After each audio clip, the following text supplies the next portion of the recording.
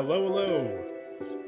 Welcome to the Make It While You Fake It podcast. A podcast about running a custom furniture and woodworking business while also trying to start a community makerspace outside of Philly. All without having any formal education in woodworking or in business. I'm Dan Scriven from Woe Shop Woodworking and Monco Makers, and I'm glad that you're here with us.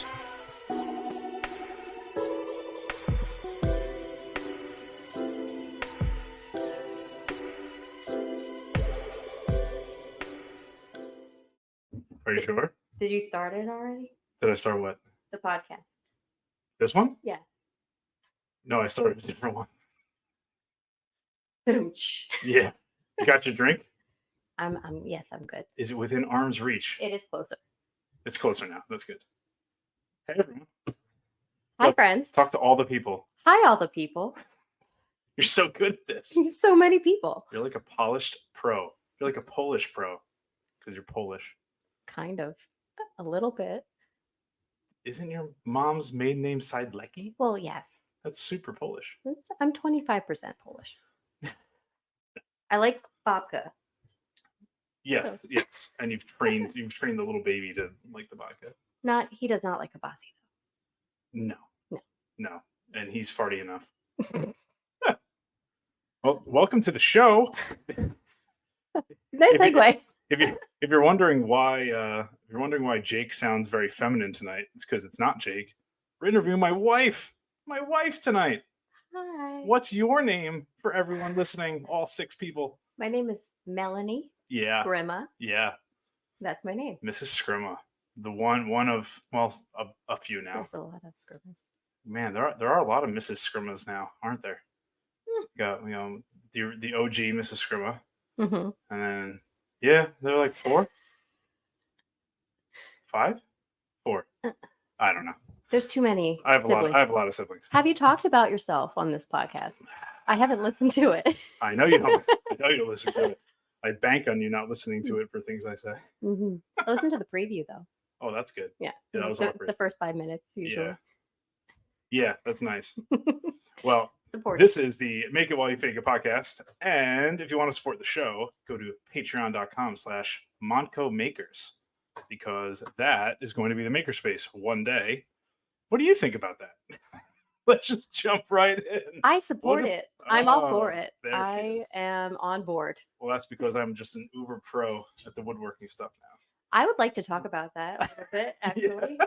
The origins of said woodworking. Oh, man. And the origin story of how good I was when I started. So, when we first met, you were doing a home renovation. Yeah, like a flip. I was doing a whole house. Multiple renovations. Oh, yeah. And so that was what you were really into, that, and you had a computer graveyard in the spare bedroom. So you were super into computers and engineering and picking things apart and putting them back together. So you were a hobbyist, I guess you would say. But then I think it was within the first couple months of us dating that you really stopped liking computers. When I was told that a computer graveyard in the closet wasn't a normal thing to do. Sweetheart, it was not a closet. It was the whole bedroom. Well, and like half of the downstairs. Well, I used to build computers and do things. And that was cool. Which is really funny because I'm also not a gamer at all. So there's really no reason for me to have computer parts. I didn't actually use them. I just had them. Right. And there was a lot of like contractor type stuff in the house. And we obviously were flipping together at some point. I think I had already moved in when you kind of veered off into, I want to make things that are not electronic and not plastic. And you always talked about your grandpa, Marcico, right? Yeah. And how he had his shop and you just really admired what he did. And that idea of making something from wood with your hands, that's just very manly. Well, yes. Or womanly. or manly, womanly. So that's also a good segue because the first thing that you made from wood was the girliest thing ever. Womanly. It was decor for the bathroom. It was sweet. It was nice and it was a gift and I loved it. It was like a kindergartner made it. A kindergartner who sucked at it. Carly could do better, I think. She draws things way better than I can now. So, But would you like to tell your loyal fan base and your listeners what you made? oh God, I'm pretty sure it was just a piece of pine Mhm. with a couple mason jars and what was it pipe fitting, Yeah. whatever those things are. Yeah, little mason jars for your Q-tips and your Cotton balls? cotton balls and your tongue depressor things, whatever those are. Tongue depressor things. Those things, Why would I not the girl things. No, those things that like are sandpaper. nail Like files? they're like popsicle sticks, Nail files? nail files. Yeah, you had like 25 of those. Don't don't think so. Pretty sure I did not. And then I think I put potty room on it. Yeah, there were some stickers. Stickers. So good. Not even like paint and stencils. It was stickers. It was They were like horrible. it was sweet. Yeah, it was sweet. It was like what your child would make for you at camp, and you would And keep it was exactly like that. It wasn't any better than what a child did at camp. I think you bought all of the things at like Michael's or Joanne Fabric. Whatever. Yeah. Yeah. I don't know. Yeah, so It's horrible. I Absolutely have horrible. photographic evidence if anybody's curious. Oh, it's pure trash. I would say DM me, but I don't do social media. So. You don't even know what that I don't means. know what that means. No, I know what that means. Yeah. But yeah, so that was the start. And from there, it only it's got horrible. better. So I did buy a table saw when I was in Levittown. Yes. I bought a Ryobi crappy table saw that lived in that little closet outside. Mm-hmm. And then I sold that immediately because that was trash. It I honestly don't even know why I bought it. I probably bought it to do the floors I think so. because I did the whole floors in that house. You also bought a chainsaw. Dude, chainsaws are the best. They I have are- one they in my are pretty truck cool. all the time. I have an axe in my truck all the time. You never know when you're going to need them to clear a road. Right. Something basic, you know? Exactly. Just kill a drifter, like something like that. Sure. So I've been watching a lot of YouTube. Yeah, I mean, that's where that stuff started. But then when we sold the house and moved into an apartment, I had absolutely nowhere to do anything. We had a tiny outdoor space, but it was the bottom of an elevator shaft. Like that An was old elevator shaft. That was then just like a square outdoor place with no roof. It was And weird. so you made the decking. Oh, that's right. I made it a little deck. It was pretty much like it looks like the bottom of something like a morbid. It was like a bottom of a square well. Yeah. Yeah, Like it was you'd be weird. trapped down there and never get out. So that was our bedroom in that apartment, because it was an old stove factory where we lived and converted to lofts. And you'd walk out of our bedroom door and you'd be on this little deck, and it was a 10 by 10, not even, maybe an 8 by 8 square space. And you would look up and you wouldn't see sky for 3 stories up, because that's just the way the building was. But that was where the elevator shaft was. So they took that out and just for some reason gave only our apartment a door to it. And our neighbors had a the window into Yeah. our quote unquote like patio. Yeah. I We don't know put how lights out there. We put a It was plant. fake ficus. Yeah. Yeah, That's fake ficus. nice. You got that in the parking lot of Walmart I did. on Craigslist. Yeah, Yeah. little transfer. I used to buy a lot of stuff on Craigslist. And so yeah, you had that little teeny tiny outdoor space, and you made the decking for that area, and it was pretty nice. I It thought was dank. pretty There were good. a lot of mosquitoes. We very rarely Never went out there, but I always turned the lights on, and they brought me joy. But from there, you just really were craving that space to do more woodworking. If Like, only there was a makerspace in this area. if only there was a maker space in this area. My God, you would have never seen me. I know. I would have just been there. You were not a huge fan of your job at the time, so you were very much into CrossFit and making bacon wrap dates, which Yeah, I I was did a not lot mad of- about. I did a lot of cooking. did a lot of I like, hated my job. but yeah. if you had another outlet, which I think a lot of people are craving right now, is just something that is productive and that they can feel good about. Yeah. It's not just looking at a screen. Well, and there are only so many hobbies that adult people can do. Most adult people are not doing sports. Pickleball. I mean, the pickleball thing. People who are into pickleball are really into pickleball. Yeah, I don't. The dental get it. hygienist was trying to convert me or recruit me into The doing kid's eye pickleball. doctor has medals displayed from his pickleball. Maybe that will be our next phase of life. We will get into pickleball, but for now, I don't want to. Okay. Yeah. woodworking. Yeah. But no, the woodworking thing started there, and then it didn't really start. I mean, I started doing stuff in your parents' basement when they first moved in their house. Oh, I mean, yeah. that stupid, horrible frame that's upstairs in our landing. I don't know why that's still there. Oh no, I love that. Oh God. What's the technique that you Technique. There was yeah, no technique. no, there's the photo and you Decoupage. not decoupage. No. Something like it though.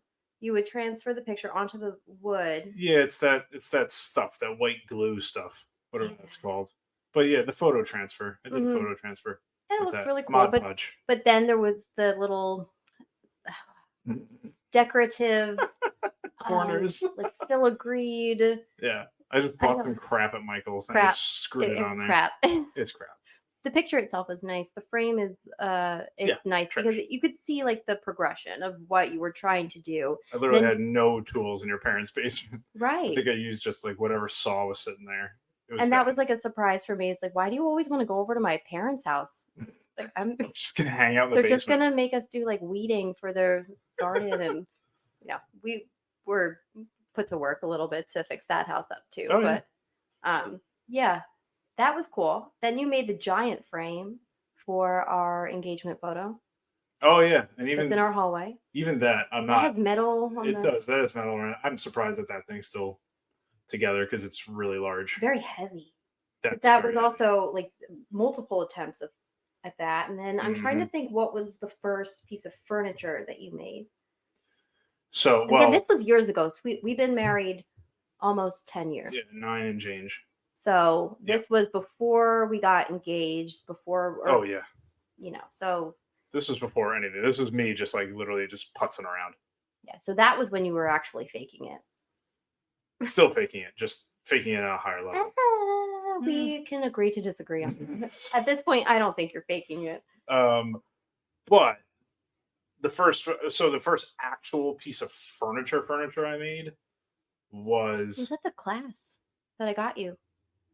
Yeah, well, yeah. So at the Philly Woodworks class, that's where I went. So I made the coffee table. Mm-hmm. That was the first actual piece of anything I made, but that wasn't on my own. That was in a class. Mm-hmm. But I made it, and that was like the bench at the end of our bed, right? Yeah, or you made an Adirondack chair too. Made an Adirondack chair there. I did an intro to lathe. You learned a lot. Bowl class there. Yeah. We have the spoon. You made a spoon. Oh, I did Anne of all trades spoon carving. That was much later. Right? Yeah, that was like 2020. That was I just wanted to support her. Sweetheart, the worst spoon I've ever seen. It's bad. It's pretty bad. That's because I got ADD and I didn't finish it. Also, I waited till the wood completely dried and it wasn't really carvable anymore. It's kind of supposed to be green. But that's how you learn. Whatever. Yeah. So you made that table, and then you made another table that was in our basement for a while that became the kids' craft table. Yeah. And that was good. So that was Steve Ramsey. I did a course. So that I bought a course called Woodworking for Mere Mortals. It's a course. It's like a 10-week course, but it's all self-guided, pre-recorded stuff. But it's all very basic woodworking things, out of cheap wood and whatever. But yeah, I did his course. I learned a lot from his course, and then from there I went to Vinny's dining table. Oh, that's a fun one. Yeah, that's a good. Yeah, no, I think I spoke about that on the first episode actually of this podcast, but that's when I really got into it because that was milled from wood in our yard. You spent more time on that table than I spent growing our first child. Correct. Yeah, no, that took me 10 months. Mm-hmm. As I was. Because I had no tools when I started it, and I kept buying them. It's like, it would be nice if I could see you occasionally. No, that's not important. But I couldn't help with any. I tried my best, but a lot of it was. I feel like you were always flipping the table and clamping it and flipping it again. Dude, there was so many. I could, if I start to finish, because I've made that exact same style of table 4 or 5 times now. If I just do it, it would take me roughly 12 hours to make that table. But now. that was the, epitome of the life cycle of a tree, and cutting it down from our own backyard, right? And then getting it milled, and then stacking it and drying it, and then moving it 1,800 times, which I did help with. It was a lot of moving it. A lot of drying. And that was all pin oak, and it was heavy as hell. Heavy. Vinny actually did help move it at least once. He did. To the side yard. And then wait a second, was Harley? No. Harley was born. She was born when I delivered it to him. So we still had extra wood. Well, I had a lot of extra. I sold a lot of it. Because that was like her climbing pile for a while. Yeah, I sold a lot of it. When the pandemic hit, some of it was still in our backyard. Maybe that was different slabs at that point. That was different slabs at that point. And you made little obstacle courses. Yeah, that was different slabs. Okay. Yeah, you want some fun stuff for your toddlers that are around 2 years old? You just throw pieces of wood and slabs all over your yard, and it's just an obstacle course, and they just run around them. Very dangerous. Hours of entertainment. Very splintery, but they seem to like it. Yeah, no, and then since then, I just took on more and more commissions, and every commission I take, not every commission, but most commissions I take, there's some aspect of it I haven't done before, and I'm fine with that. I know my level of risk at this point. You do a lot of research. Yeah. And you tell me a lot about what you've learned, and I do listen. I couldn't repeat most of it. I just talk out loud. And I'm like, you must be here. You're like, who are you talking to? I learned through osmosis. I think that we've been together for so long. I get it. And you fit in because you're also another ADHD kid. I don't know if you could tell. And on top of it, right now we're sitting at our desk in our house, in our office that we sit at all day, and both work our 9-to-5 jobs next to each other and don't kill each other. I still love you. You heard it here. She said it. I have proof. Unlike the shut up, stop tapping. Well, sitting here tapping all the time. If I have my headphones on and I'm in a meeting, I'm just yelling, and I don't realize I'm yelling because I have noise canceling on. But no, the worst is when I join a meeting and you clear your throat in the most disgusting, manly way possible, right as I join, and I put on mute, like, excuse me, coworkers, that was not me. It was not a bear in our house. It was just my husband clearing his throat. And it was gross, and I'm sorry. Whatever. Anyway. Yeah. We are sitting at this lovely walnut desk that you made. 12-foot long desk. It is ginormous, and it's great. I mean, there are wires everywhere. There are wires. I'm working on that. It's a work in progress, like anything else. But the mudroom wall, you made that. The cabinet that's next to me, you made that. You made my computer stand, and I'm spoiled, and I'll admit it, because I'll just come in and be like, can you just make me bleh? Yeah. Or I'll show them a picture of something from Pottery Barn or Restoration Hardware, which is cruel. They should not send out those catalogs and be like, I really would love that eventually. And he's like, oh, no, I'll just make that. Sure, that would be awesome. Yeah. Go ahead and it's on the list. So now my list for this house right now, obviously a lot of cable management for the desk and all that. There is shelves for above the light in the office. There is a kitchen island, which I want to make. We have a kitchen island, and it's lovely, and it's from Wayfair, and I think I spent like $75 on it when we first moved in. Me. It's missing all the dowels. Oh God, I hate Wayfair. So kitchen island, which is going to be like a 4x4 island. I want 2 tiers. 1 tier for like. I think 1 for sightlines might look better. Yeah, sightlines. But it's going to have a wine fridge in it. And it's going to have some storage for some stuff and a place for kids to put bags. So that's kitchen island. Doing a coffee bar cabinet type thing to store water and the coffee maker, just get crap off our counter. So that's all stuff in our kitchen. What else do I got? You want to do built-ins in either the basement or living room? We need storage in the basement. We need a TV, playroom. a TV thing, a TV console, or something built into that. Not an entertainment center, but something actually built into the room. You want to get rid of my father's credenza, which we're currently using as I hate our It's heavy as sin. It and is it's so broken heavy. in a million ways. We did stain it improperly. Yeah, that was we horrible. inherited that. Yeah, that was It had horrible. some water damage on the side. I think most of the drawers are broken. Yep. But I'm attached to it. You know those things that you just accumulate over time, I'll make and you you don't know why. I'll make you lots of cutting boards you of it. keep it. No, because Yeah, no. that's what you're gonna get.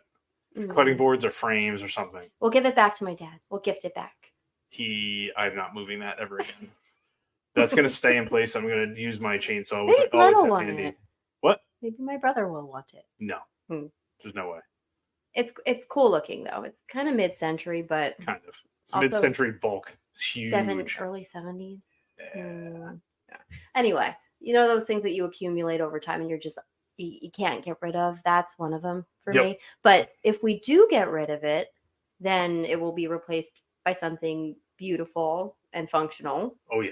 Hopefully, that you make by hand. But the best thing is, like, I think I was hesitant when you came to me with this idea of, well, first I was hesitant when you wanted to partition our basement off for woodworking for your shop. Yeah.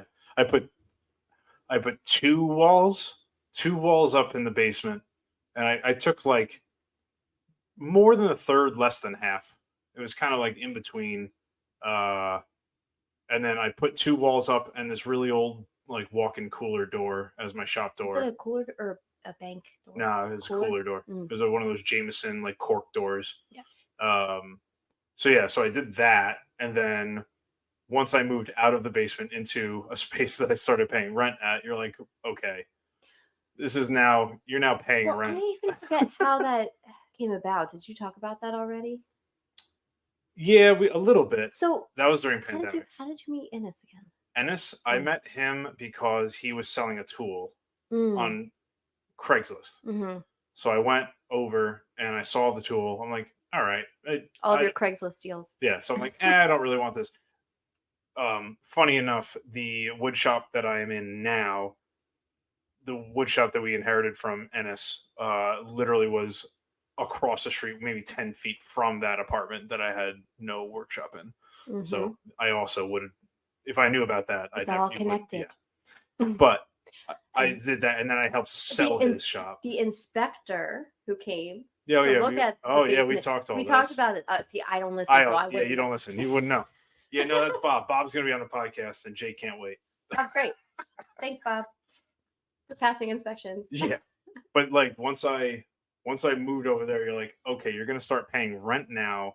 On top of a mortgage, you're going to start paying rent at another place, and just to do woodworking, okay, this is like kind of a real thing now. Already, I won't say the kids didn't see you, but Harley was a toddler when you were working on projects in our basement. She was 3.5 when I started working over there. Right, but when you were in our basement shop, yeah, we would just hear power tools of all hours. Yep. And so Harley would just be like, it's Daddy, like making noises. Like, yeah, that's what Daddy does. Yep. She didn't quite understand. It's like, well, Daddy has stacks of this wood in the backyard to make slides, and then he makes noises.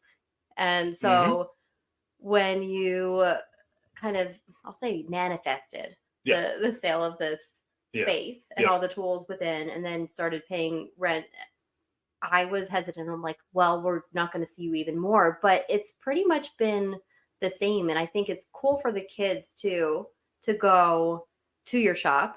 Yeah. And see all of the things that you're creating. Mm-hmm. And it's not the safest.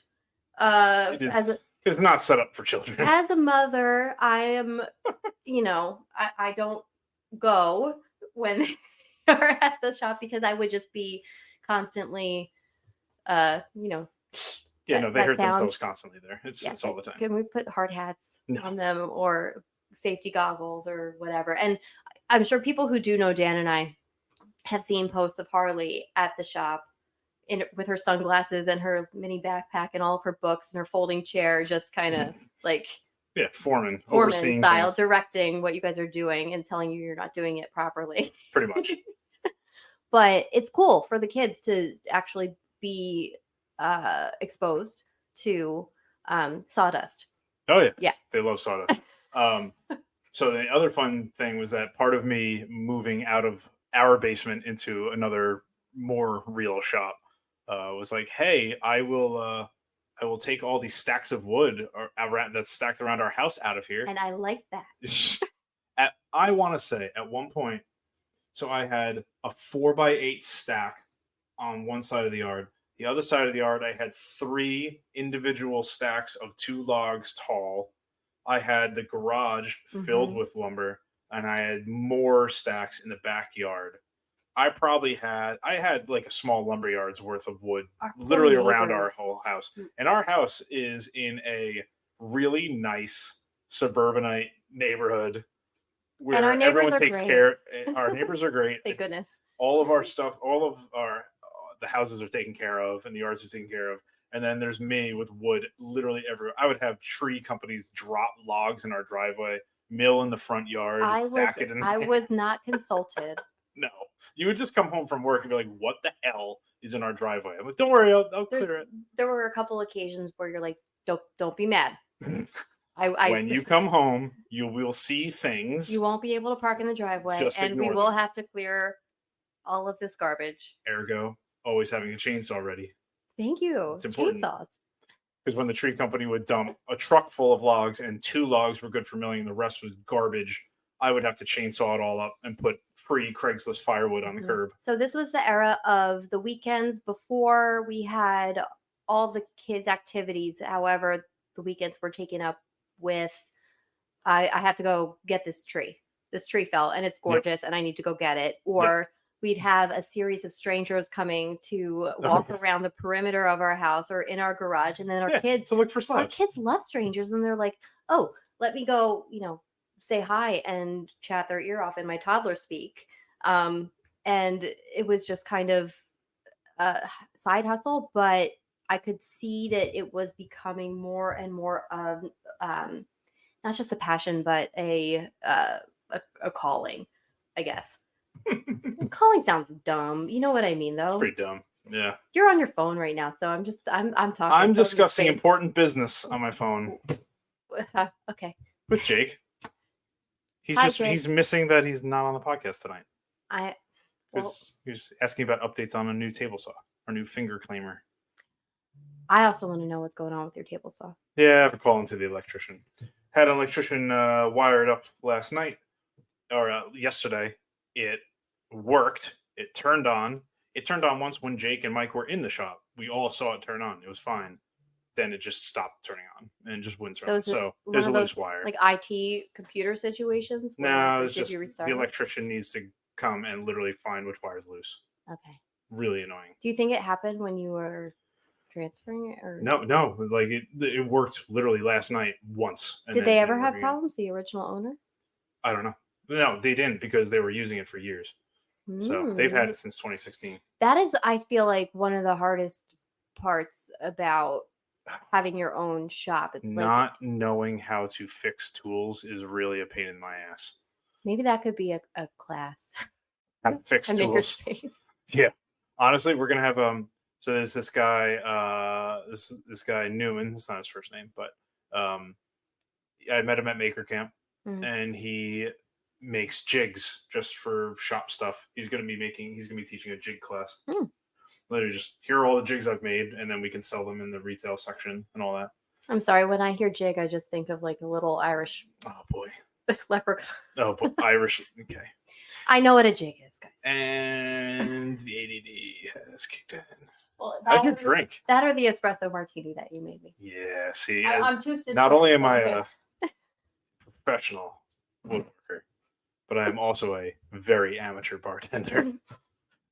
You add a lot of simple syrup to your concoction. Well, that's because I make them taste like crap, so I add syrup to make them better. I will taste test. It's fine. So but yeah, so how about all I got to do? I'm so close to opening. All I got to do is finish a business plan, find some co-founders that have some money and experience, raise a lot of money, come up with a lot of money, buy $2 million building somehow. Easy. And then take out a massive loan that, the worst thing that can happen is that we lose our house. Yeah. I mean, whatever. Yeah. Cool. You know what? It'll toughen the kids up if they have to live in a van for a gosh, stop. As I was saying, we have awesome neighbors. I hope that they're listening. We're all gonna spread out amongst the neighbors and all bunk up for a couple months as we lose our house. Who wants this child for a week? No, that's a terrible train of thought. Because I cry about it. No, so here's my whole thing is that I will poke holes in pretty much every argument that you have. You're good at picking arguments. As much as I am ADD and silly and flighty, I'm also pretty good at logistics, and I'm a realist too. So you're a master debater. Yeah, I'm a master debater, and there it is. I didn't stumble. So you've got these dreams and these goals, and I can see the vision, and I want to help you realize them. There's a lot of work that goes into it. Yeah, well, it's annoying to me because I see other businesses that have started that are very successful, and I've talked to them, and I'm like, so what was your business plan? They're like, I didn't have a business plan. It's like, what are you talking about? Of course they're just lying. Some of them aren't. They're just like, I just had some money, so I opened up this shop. But that's like, you had some money. But see, that kills me. I'm like, so my whole shtick is that not only is the obvious risk very real, you can wrap as many LLCs up into this thing as you want. It still comes down to, you still have to pay a loan back if it fails, like all that kind of stuff. So, but aside from that, it's like, I'm going to be responsible for other people's well-being, full-time jobs and well-being and livelihood and all that kind of stuff. So like, I feel like this is the only way to go about it, is to do as much research and work ahead of time as possible. You have to do it in a very level-headed and controlled way. You have to be smart about it. And I think that's what you're doing, taking the classes that you're doing. Yep. And actually like talking to the right people and laying the foundation for it is, much better than any of the hobbies that I've seen you have. This is not a hobby. Again, like you kind of like metalworking. Is that what you did? No. Oh yeah. I think you're doing that this weekend. But group forge. Then you come home and then you're like, I bought all this stuff for it. I'm gonna set up a blacksmith shop. Yeah, I got a forge. I got an anvil. I got all this stuff. That I is haven't one done thing. any of it yet. That's the hobby part, right? I bought all the silversmithing stuff. We'll do that one day. Where's my ring? Yeah, no, we'll do that. But I have a printing press. Anyway, printing press. Yeah, all these big fun man toys. Yeah. Which I'm not consulted about. As long as they're not here, I don't have to tell you. I don't have to see them. They don't bother me. Some of my favorite things are getting up during lunch hour and be like, get my keys. Like, where are you going? No, you'll leave, and then I'll text you after. Like, where'd you go? I was like, oh, I'm just driving 20 minutes. I'm in Delaware. I'm in Delaware. I'm just I don't know. I'm picking up like a blacksmithing thing, or I'm picking up a really old drill press. Like, why? Like, I need it. I don't know if there are any women listening or any wives of woodworkers listening, but I would like to hear from you guys if you have a similar experience. It's just like, it is so cool what these guys can do, but sometimes it's like, do you really need that giant old thing that's broken that you're probably not going to fix up to use ever, but it looks cool? Like, do you need it? Yeah, because it looks cool. Gumby is the best investment I've ever made in my life.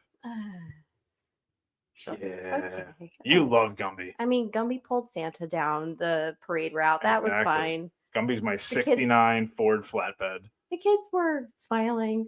They liked it. They liked it. They like to dance on the joy of the children is why I got it. Think of the children. Think of the children. That's why I got it. I mean, it's a paint job, though. It looks like hell, but it needs a paint job. It's seen some shit. I don't know. Another thing that I was not consulted on. It's like, where are you going? Oh, I'm going to the shop. I'm going to pick up Harley. Why? Oh, because the delivery guy is delivering something. What is he delivering? A truck. He's delivering a '69 hydraulic air brake truck. Mm. From where? Oh, I bought it from some guy on the internet from From Arizona. Arizona. Oh, cool. How'd you pay for that? Oh, well, because PayPal caps your transfers, I had to transfer them like a couple $1,000 3 days in a row. Men, just talk to your wives sometimes beforehand. Again, you don't have to see it. It's not here. It's all Just good. talk to them a little bit. But I Most have of to you say, probably do. but I have to say, my favorite part. Mm. I say my favorite part of being a woodworker is that I see your face. What are you gonna say? I'm not looking at you. Is that my wife, Melanie, right here, makes rules for me. Like when you come home, you take your pants off. That is a rule. It's a fantastic rule. That rule, That's probably the best rule any married couple can Also, have. if So you- I encourage you to join the makerspace so you can come home dusty. take your pants off. So that when you get home, your wife tells you to take your pants off. It's a built-in. Yeah. It's a built-in level up. I mean, also, life tip: just don't get a white couch. Don't get a white couch if you marry a woodworker or a guy who is going to join a Nobody makerspace. should have a white couch. I think they look so nice. God, they look good in magazines because no one sits on them. Or and they're still washable white. slip covers, Yeah. that kind of thing. But Yeah, no, my side come of the home and couch take your was pants off. walnut color.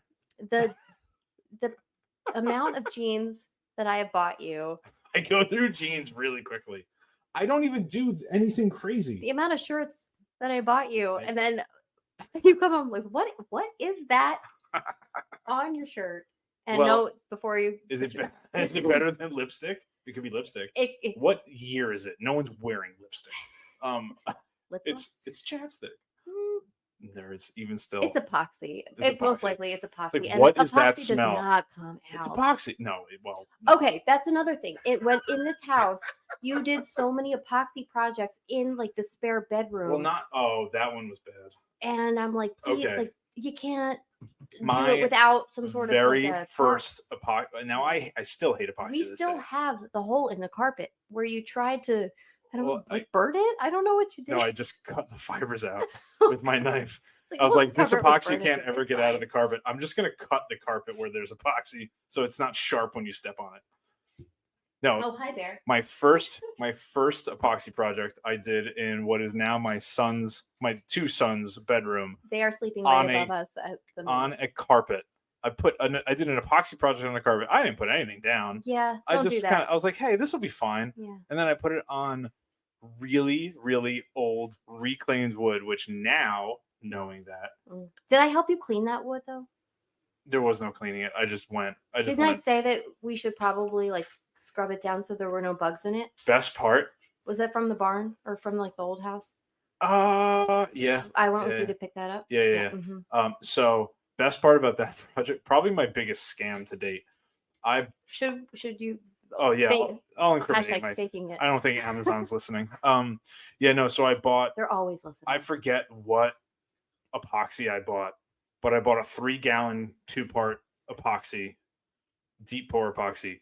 I then filled this form with this reclaimed wood. Did I pre-coat it? No. Did I use penetrating epoxy, which I just did on this current project because now I know what I'm doing?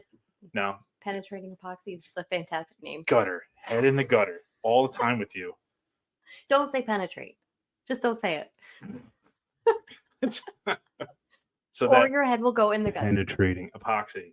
So I have to look at you funny now. I didn't do that. I just went full ship it, just pour it in there. So all the trapped air that my God, she's gone. The espresso martini's hitting, and now she's Miss Giggles. 4 sips. Miss Giggle Pants. All right. Continue, please.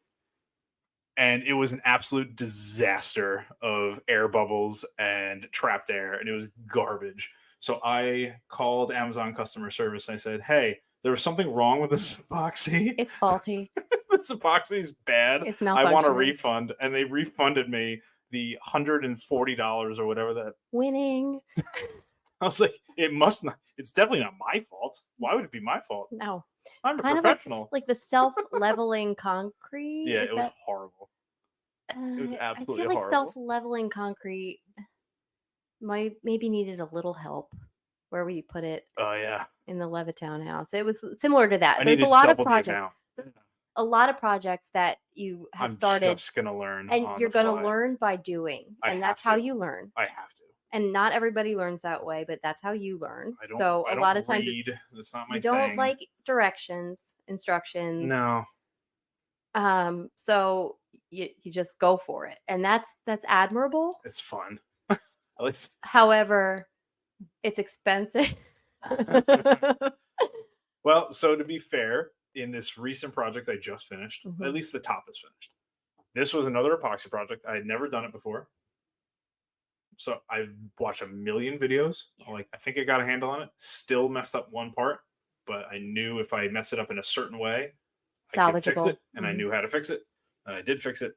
But it required 3 different kinds of epoxy over 4 different pours, sealed the form, nothing leaked. Like, I've gotten better at it. So I'm comfortable with those products. I hate epoxy. Just it's horrible. Epoxy stinks.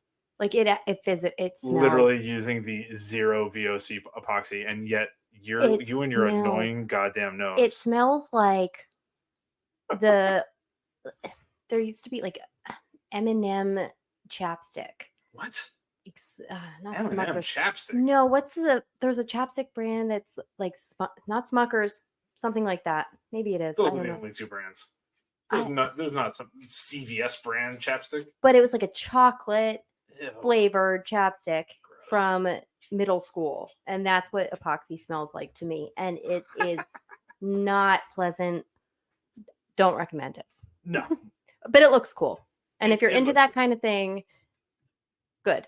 But it's more power to you. It's very time intensive, and you don't see your husband for a couple nights when they're working on. So, and this is the difference, though. Now I'm comfortable taking on a project that I just used $1,000 of epoxy on this project. Mm-hmm. Totally confident that's that I'm not going to screw it up. But that's what it costs, and that's it was just materials. That's not the fact that I had to set it up in a separate room and no one can cut things, and that could be the only project. And that's one thing that we're talking about with the makerspace too. It's like there's the woodworking component of it, but if you need to finish your project, the spraying of it, or if you're painting, it's like the finish is what smells the most to me. Well, yeah. Well, that's one of the things that most of the makerspaces in this area, you're not allowed to spray. Spraying is off the table for most of them. When you brought home your projects from Philly Woodworks, they looked fine, but they're not finished. They're not finished. No. It's like pure pine.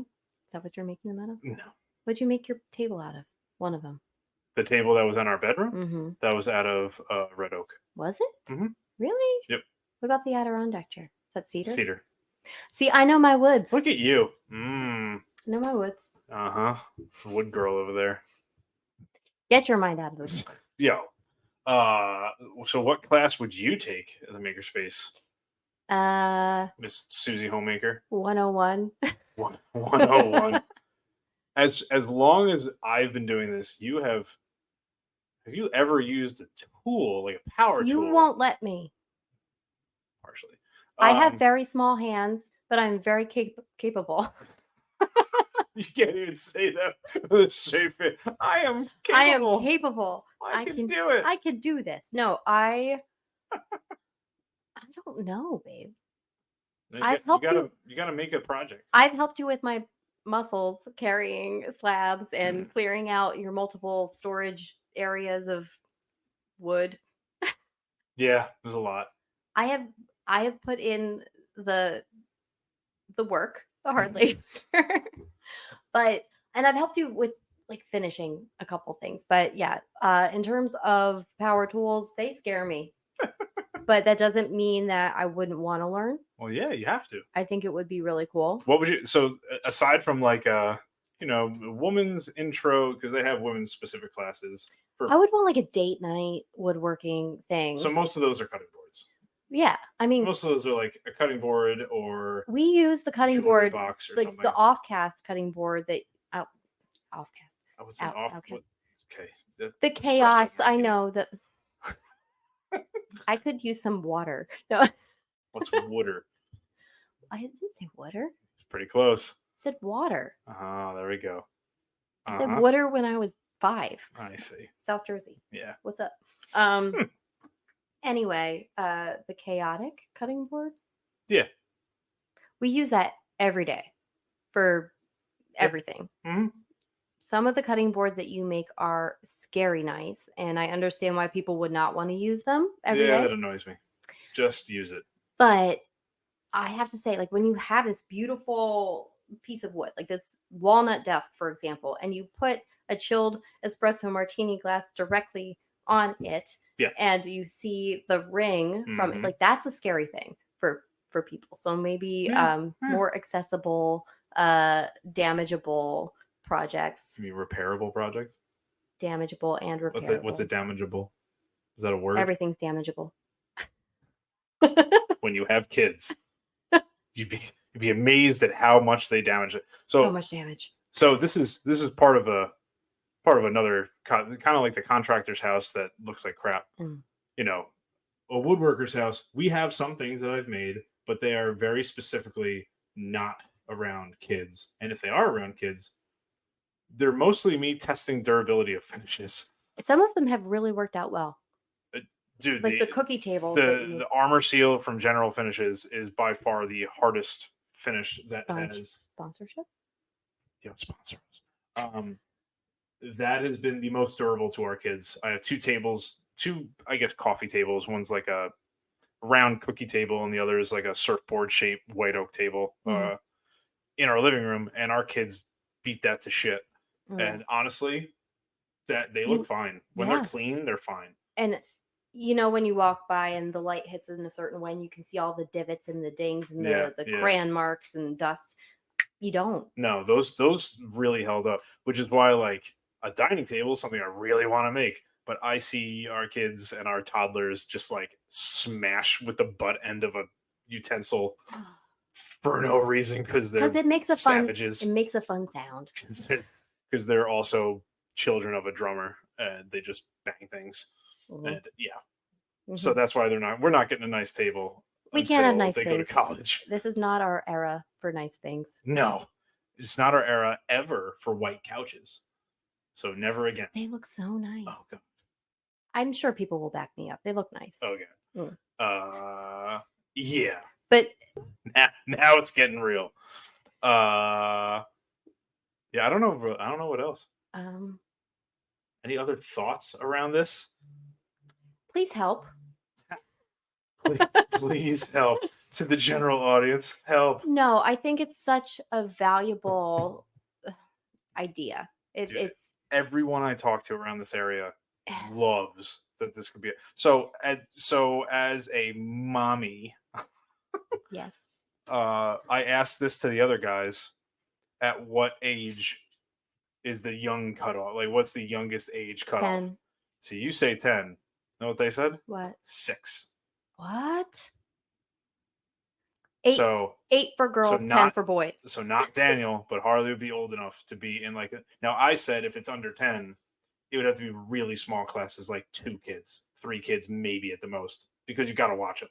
You would need to have a room, like a dedicated. Well, it would have to be like least like distracting room, a few things. So think about when we went to Legoland, right? And they had that small. Oh, we like just practically lost them because they just ran away. Well, yes, and then there was that small room, and the class was starting, and then we went in there, and the parents sat down with the kids, and we were like, "Our kids are not going to sit still." No, not at all. Because it was Legoland. Yeah, that was horrible. And but still, they had everybody corralled into this smaller, more manageable space. That's kind of what I'm envisioning. And if you go in that direction, then it could be a school. Like there could be a component of this, or the whole thing could be considered a school. And that's something that you've been debating. So I'm trying to think of other programs that kids do. They do karate. It's something that builds on every week. You're always learning newer things and you're building on what you already know. You have the belts with the tape and the stripes and all this other kind of stuff. So they're building up. I feel like that is more equivalent than like a sports thing. Yeah. Or like a Kid Strong Mhm. where they're running around But and they they're get doing stuff, but it's just to get them tired. but they get the different colored And shirts they if don't, they but they level don't up. build on anything really over time That idea much. of leveling up, building Yeah. that confidence and the skills, I think that it is equivalent. So it would be similar to that Mhm. with a shop where you have tools that they use. Obviously, not the scary handheld ones. It would be a lot of the stationary tools. Table saw, bandsaw, sanders are fine. So I'm hearing saw, and Mm-hmm. then I think of my children. Harley would be very careful. Daniel would be like, "What is this sharp and pointy thing, and what does this do?" Well, Because he would want the attention of it. it would have that's the thing. So part of anyone, it doesn't matter if you're a kid or not. Part of being in a shop and being a woodworker is you being present during every single cut and being exactly aware of like what you're doing. The concept of not just measuring twice. It's like when you're putting a piece of wood through a table saw, This can you turn it on, you know that there's nothing around it. You push it through, you're pushing it down toward the fence the whole time through the cut. You're not touching anything else, and then you're hitting it off with your leg. And maybe that Like, is why simple. people with ADHD gravitate to this kind of a craft, because you Yeah. can hyper focus. And you have to focus on several things at Mhm. once. But like they said 6 years Who old. said who? Mike and Jake. They're like Really? Jake had a 6-year-old who he had private lessons with. So private lessons, yes. One-on-one I can see. That's that's what I mean. The classes, I don't think I'd do a class under 10. No, I would not do a class under 10. I could see private lessons for like 8 and up. That has a nice ring to it, because I think that has to be a maturity, and having our own kids and seeing how much Harley has matured from 6 to 7, Yeah. and how much that she's going to Because they start scouts at that time too. right. Like you do some stuff at scouts, it's not necessarily dangerous, but having like a kid that can go camping and stay overnight and like, and just the physical ability to stay still when it's important. right? Because the whole Like you can't stay still. No. Like usually in your day to day, you have No. a very hard time staying still in your body. Yeah. You've learned over time when it's important. Yeah. Kids under 8, I don't think. Yeah, no. Yeah. But like that's the thing. The projects would also be so minimal that I mean, they would be like similar to like the DeResta toolbox, like something like that. It's like cut that shape and then nail it together. But you like something simple. You have to read directions for that. Yeah. What was the thing that you guys? So the Annie's subscription, kits, the trebuchet. Did I say it? the trebuchet. You remember? I remembered it. There you go. The kids love that thing. Annie's kits are awesome. Yeah. Little weekly, monthly woodworking kits that they send you everything. A helicopter, I think. Helicopter, a dump truck, a trebuchet. The trebuchet was great. Helicopter, dump truck, and I still have 2 that we haven't put together because I got bored. You got bored? Yeah, I got bored because us building that is kind of me building it. That is why I think having a class for kids is gonna take off, because as a parent, if you do these little kits, or if you take them to Home Depot for the little Saturday workshop things, like it gets them active, but as a parent, it's very hard to take a step back and let your kids do it themselves. Especially if you're a perfectionist, especially if this is your own craft that you enjoy. Seeing them try to like figure out how different pieces of wood fit together, it's painful. It's just, let's be honest, it's hard to watch. And that's really funny because I am great with other kids. Other people's when kids. It's my own kids, I'm like, how do you not see how that fits in? You're killing me. Yeah. But other kids, I have so much patience. I have to step away completely. I can't be part of it. Watching the toddler now, he's a year and a half, and watching him color. Oh, it's so cute. It's so cute, but it's like on the paper. Please don't eat that. No. Just chewing on crayons, whatever. But no, I think even if it's just like an hour class once a week, just like a lot of these things, a lot of these activities, they're all the same. But they're all $200 a month. They're an hour a week, and that's it. If you think about when your kid makes something in school and they bring it home and they're so excited to show you, and it's usually a drawing or a painting or some sort of craft that the teachers kind of have all the materials for and give them to the kids or help the kids with. You get this piece of art back and you're so proud of them and they're proud of themselves, but then you're like, what do I do with it? And if they could bring something home that is more substantial, like a piece of, I don't even know, Jake would probably speak to this a lot better, like what would these kids be making that is functional and beautiful and they could feel proud of? And so it could last it's all longer. It's the same concept of a lot of things like karate, where you start at the very, very basics of everything. First class is almost everything. Safety. Everything is cut for them. They're literally putting screws in pre-drilled holes and being able to like use a clamp, put it down, and then drill it. But even like the fine motor skills of that. Yeah. But how to use a clamp? What is a clamp? Clamp it down so it doesn't move. Drill something into it. Why do you clamp it? Yeah. That project will take 3 kids that are 7 years old the entire hour. It'll take them forever to be able to do that. And I think that like you go from there. And it's like, all right, let's build this, but we're going to start with just blank wood. But if you have an engaging instructor, somebody who's good with kids and makes it fun, and it's something to do that again is not a screen, that's not the cut of the mill regular sports game stuff. Sports class, which Daniel did, and it was very cute through the community. But it's something that's unique enough and applicable to it's life skills too. Like they bring that with them. Like they're learning how to follow directions, and honestly, that just like all these other things, it builds confidence. They made a thing. Like they get satisfaction out of making anything. Anything at all. They like help make their ice cream sundaes. They like get excited. Like help me cut this carrot. Look, I used a butter knife to like cut a pancake. That has been like an entire afternoon once. I just gave them all the fruit and vegetables. I was like, here, help me cut them. It was great. But yeah, I think the more I think about it, I think kids classes are going to be a huge thing, because you can have kids classes every night of the week. Like there could be a kids class running every night of the week and several on weekends. So the biggest hurdle that we have now, or the challenge, is without employing an agency to do the market research, right? Is figuring out like what the interest level is in this area. It's validating the assumptions. From the people that we've spoken to, we know that there is a market for it. It's just getting the data, getting it on paper, and making it a reality. So that's kind of what we're looking at now. And speaking to parents, like, would you actually enroll your kids in something like this? They hands down, most of them were like, hell yeah. Yeah, exactly. But it's making that like a physical reality. Right.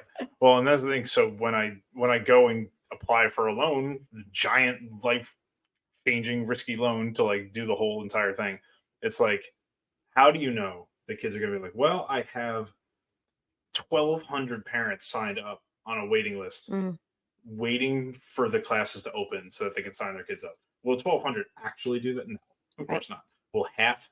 Probably not.